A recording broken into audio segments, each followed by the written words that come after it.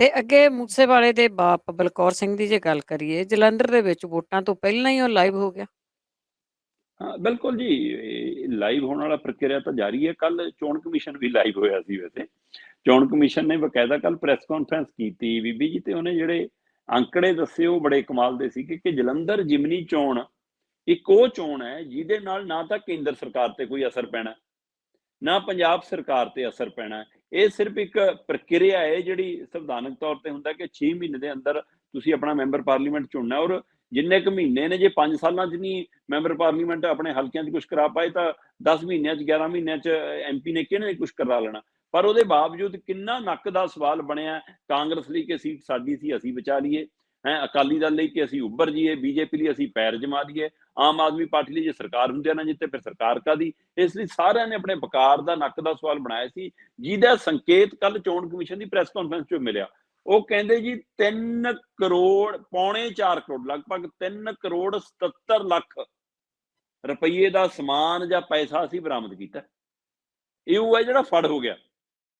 ਜਿਹੜੀ ਦੁਰਵਰਤੋਂ ਹੋਈ ਹੋਣੀ ਉਹ ਸਾਨੂੰ ਨਹੀਂ ਪਤਾ, ਜੋ ਵੰਡ ਹੋਇਆ ਸਭ ਨੂੰ ਪਤਾ, ਬੂਹੇ ਖੜਕਾ ਕੇ, ਪਿਛਲੇ ਦਰਵਾਜ਼ੇ, ਮਿਹਨਤ ਕਰਕੇ, ਜੋ ਕੁਝ ਸੇਵਾ ਪਾਣੀ ਚੱਲਦੀਆਂ ਉਹ ਸਾਰਿਆਂ ਨੂੰ ਪਤਾ ਕਿ ਵੋਟਾਂ ਪਿੰਡਾਂ 'ਚ ਕਿਵੇਂ ਲਈਆਂ ਜਾਂਦੀਆਂ, ਸ਼ਹਿਰਾਂ 'ਚ ਕਸਬਿਆਂ 'ਚ ਕਿਵੇਂ ਖਰੀਦੋ ਫਰੋਖਤ ਹੁੰਦੀ ਆ। ਪਰ ਇੱਧਰ ਚੋਣ ਕਮਿਸ਼ਨ ਕਹਿੰਦਾ ਲਗਭਗ 3 ਕਰੋੜ ਰੁਪਈਏ ਦੇ ਤਾਂ ਕਹਿੰਦੇ ਜੀ ਅਸੀਂ ਮਤਲਬ ਕਿ ਨਸ਼ਾ ਹੀ ਫੜ ਲਿਆ, ਨਸ਼ਾ ਸਮੱਗਰੀ ਉਹ ਲਗਭਗ 3 ਕਰੋੜ ਰੁਪਈਏ ਦੀ ਫੜੀ ਹੈ।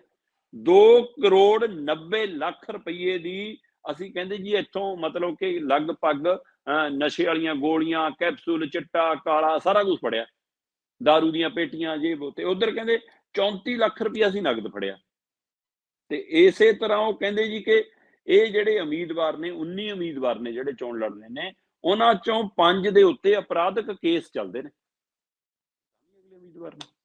ਸੋ ਇਸ ਲਈ ਇਹ ਰਿਕਾਰਡ ਕੋਈ ਨਵਾਂ ਤਾਂ ਨਹੀਂ। ਇੱਥੇ 37 37 38 38 FIR ਵਾਲਾ ਬੰਦਾ ਸੰਸਦ ਮੈਂਬਰ ਆ ਸਾਡਾ, ਹੈ ਨਾ। ਇਸ ਲਈ ਉਹ ਉਹਦੇ ਖਿਲਾਫ ਪਹਿਲਵਾਨ ਧਰਨੇ ਤੇ ਬੈਠਣ, ਤੇ ਹੁਣ ਉਹਨਾਂ ਨੂੰ ਵੀ ਕਹਿੰਦੇ ਜੀ ਟੁਕੜੇ ਟੁਕੜੇ ਗੈਂਗ ਹੈ, ਹੁਣ ਇਹ ਦੇਸ਼ ਧਰੋਹੀ ਨੇ ਉਹ ਪਹਿਲਵਾਨ ਵੀ।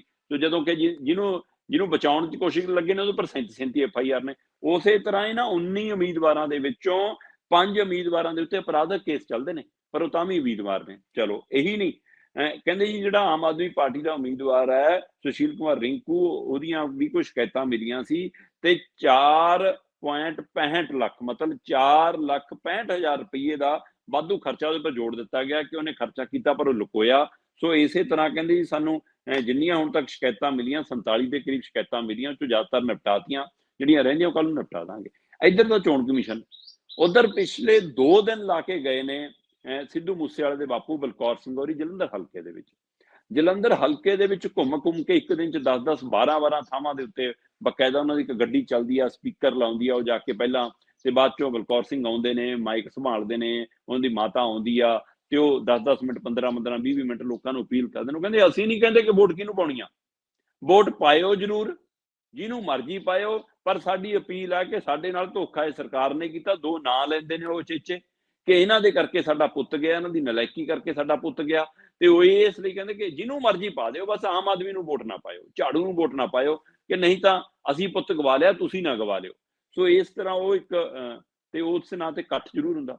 ਮਤਲਬ ਮੈਂ ਦੇਖਿਆ ਕਿ ਐਡਾ ਐਡਾ ਇਕੱਠ ਭਗਵੰਤ ਮਾਨ ਦੇ ਰੋਡ ਸ਼ੋਅ 'ਚ ਨਹੀਂ ਹੋਇਆ, ਐਡਾ ਬੜਾ ਇਕੱਠ ਸੁਖਬੀਰ ਬਾਦਲ ਦੀ ਰੈਲੀ 'ਚ ਨਹੀਂ ਹੋਇਆ, ਜਿੰਨਾ ਉਹਨਾਂ ਦੇ ਇੱਕ ਟਰੱਕ ਲਾ ਕੇ, ਮੇਜ਼ ਲਾ ਕੇ, ਸਟੇਜ ਲਾ ਕੇ ਆਲੇ ਦੁਆਲੇ ਹੋਏ। ਤਾਂ ਸਿੱਧੂ ਮੂਸੇਵਾਲੇ ਨੂੰ ਸੁਣਨ ਵਾਲੇ, ਉਹਨੂੰ ਪਸੰਦ ਕਰਨ ਵਾਲੇ, ਉਹਦੇ ਫੈਨਾਂ ਦਾ ਦਾਇਰਾ ਕਿੱਡਾ ਵੱਡਾ ਹੋਊਗਾ ਕਿ ਉਹਦੇ ਬਾਪੂ ਬੇਬੇ ਦੀ ਉਹ ਅਪੀਲ ਸੁਣਨ ਲਈ ਵੀ ਇਕੱਠੇ ਹੁੰਦੇ ਸੀ। ਸੋ ਵੱਡਾ। ਪਰ ਕਈ ਥਾਵਾਂ ਦੇ ਉੱਤੇ ਚਰਚਾ ਵੀ ਰਹੀ, 3-4 ਥਾਵਾਂ ਦੇ ਉੱਤੇ ਤਾਂ ਇਹ ਸਟੇਜ ਐਨ ਕਾਂਗਰਸ ਦੇ ਦਫ਼ਤਰਾਂ ਦੇ ਨੇੜੇ ਲੱਗਦੀ ਰਹੀ, ਤੇ ਕਈਆਂ ਨੇ ਸਵਾਲ ਕੀਤਾ ਕਿ ਕਿਤੇ ਕਾਂਗਰਸ ਨੂੰ ਲਾਹਾ ਦੇਣ ਦਾ ਲਈ ਤਾਂ ਨਹੀਂ, ਕਿਤੇ ਕਾਂਗਰਸ ਨੂੰ ਫਾਇਦਾ ਤਾਂ ਨਹੀਂ ਪਹੁੰਚਾਇਆ ਜਾ ਰਿਹਾ। ਪਰ ਸਿੱਧੂ ਮੂਸੇਵਾਲੇ ਦੇ ਬਾਪੂ ਕਹਿੰਦਾ ਨਾ ਮੈਂ ਕਿਸੇ ਪਾਰਟੀ ਨਾਲ, ਨਾ ਮੈਂ ਕਿਸੇ ਦਾ ਨਾਮ ਲਵਾਂ, ਮੈਂ ਤਾਂ ਸਿੱਧਾ ਕਹਿਣਾ ਜੀ ਬਸ ਇਹਨਾਂ ਨੂੰ ਨਾ ਪਾਇਓ, ਹੋਰ ਜਿਹਨੂੰ ਮਰਜ਼ੀ ਪਾ ਦਿਓ।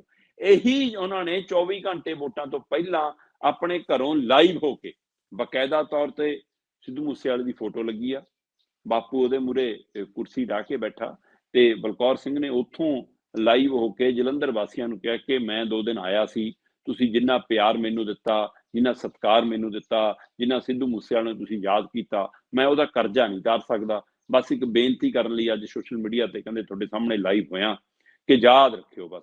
ਹੁਣ ਉਹ ਕਿੰਨਾ ਅਸਰ ਕਰਦਾ ਕੀ ਲੀਡਰਾਂ ਦੀਆਂ ਰੈਲੀਆਂ ਨਾਲੋਂ, ਲੀਡਰਾਂ ਦੇ ਵਾਅਦਿਆਂ ਨਾਲੋਂ, ਪਾਰਟੀਆਂ ਦੇ ਪ੍ਰਚਾਰਾਂ ਨਾਲੋਂ ਸਿੱਧੂ ਮੂਸੇਵਾਲੇ ਦਾ ਫੈਕਟਰ ਜ਼ਿਆਦਾ ਕੰਮ ਕਰ ਜੂਗਾ? ਜਾਂ ਕਟਾਰੂ ਚੱਕ ਵਾਲੀ ਵੀਡੀਓ ਵਾਲਾ ਮਾਮਲਾ ਸਰਕਾਰ ਲਈ, ਆਮ ਆਦਮੀ ਪਾਰਟੀ ਦੇ ਉਮੀਦਵਾਰ ਲਈ ਮੁਸ਼ਕਲ ਬਣ ਜੂਗਾ? ਜਾਂ ਇਹ ਸਾਰੀਆਂ ਮੁਸ਼ਕਲਾਂ ਦੇ ਬਾਵਜੂਦ ਆਮ ਆਦਮੀ ਪਾਰਟੀ ਇਹ ਚੋਂ ਨਿੱਤਰ ਕੇ ਨਿਕਲ ਜੂਗੀ? ਜਾਂ ਜਿਹੜੀ ਕਾਂਗਰਸ ਦੀ ਸ਼ੁਰੂ 'ਚ ਕਹਿੰਦੇ ਸੀ ਸੀਟ ਪੱਕੀ ਆ, ਉਹ ਅਖੀਰਲੇ ਹਫ਼ਤੇ 'ਚ ਆ ਕੇ ਜਾਂ ਅਖੀਰਲੇ 3-4 ਦਿਨਾਂ 'ਚ ਆ ਕੇ ਥੋੜ੍ਹੀ ਜਿਹੀ ਉਹਦੇ ਵਿੱਚ ਸੰਨ ਵੀ ਲੱਗੀ ਆ, ਉਹ ਸੰਨ ਕਿਹਨੇ ਲਾਈ? ਆਪ ਨੇ ਲਾ ਲਈ, ਅਕਾਲੀਆਂ ਨੇ ਲਾ ਲਈ, ਬੀਜੇਪੀ ਨੇ ਲਾ ਲਈ? ਇਹ 13 ਤਰੀਕ ਨੂੰ ਪਤਾ ਲੱਗੂਗਾ। ਪਰ ਲੀਡਰ ਮੱਥੇ ਟੇਕ ਰਹੇ ਨੇ, ਚੋਣ ਪ੍ਰਚਾਰ ਵਾਲੀਆਂ ਧਿਰਾਂ ਚੋਣ ਪ੍ਰਚਾਰ ਬੂਹਾ ਖੜਕਾ ਕੇ ਵੀ ਕਰ ਰਹੀਆਂ ਨੇ। ਚੋਣ ਕਮਿਸ਼ਨ ਕਹਿੰਦਾ ਲਓ ਜੀ ਅਸੀਂ ਤਾਂ ਲਗਭਗ ਪੌਣੇ 4 ਕਰੋੜ ਰੁਪਈਏ ਦਾ ਇੱਥੋਂ ਸੰਦ ਸਮਾਨ ਵੀ ਫੜ ਲਿਆ ਹੈ, ਤੇ ਇੱਧਰ ਬਲਕੌਰ ਸਿੰਘ ਕਹਿੰਦਾ ਕਿ ਮੈਂ ਆਪਣੀ ਅਪੀਲ ਲੈ ਕੇ ਫੇਰ ਹਾਜ਼ਰ ਹਾਂ ਸਿੱਧੂ ਮੂਸੇਵਾਲੇ ਦੇ ਨਾਂ ਦੇ ਉੱਤੇ।